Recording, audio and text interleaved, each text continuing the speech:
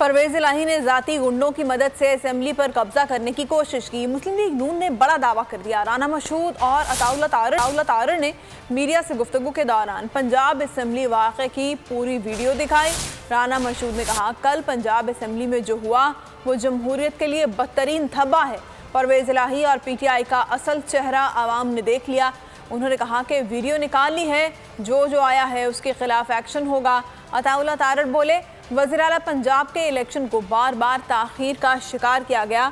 हंगामा आराई के लिए प्राइवेट लोगों को वर्दियां पहनाई गई। परवेज इलाही साहब ने जिस तरह आइन और कानून की धज्जियां उड़ाई, ये तारीख में नहीं हुआ। इस जमात ने पाकिस्तान के अंदर इक़दार का जनाजा निकाला है। आप अपनी मर्जी के फैसले अवाम पर ठोंसना चाहते हैं, आप अपनी मर्जी से असेंबलियां चलाना चाहते हैं। वहां पर जो बदमाश भर्ती किए गए कि हमने पूरी फुटेज निकाल ली है और जो उसके अंदर आ रहा है उसके खिलाफ एक्शन होगा। कल जो पंजाब असेंबली के अंदर किया गया, जमहूरियत के लिए बदतरीन धब्बा है। बस कर। और कल जो हुआ, वीडियो फुटेजेस मौजूद हैं, सबके सामने हैं कि गैलरीज के अंदर वर्दियों वाले बंदे, जिनको प्राइवेट लोगों को वर्दियां पहनाई गई थी, गुजरात से अपने ज़ाती गार्ड्स और अपनी ज़ाती फोर्स के लोग बुलाए गए थे।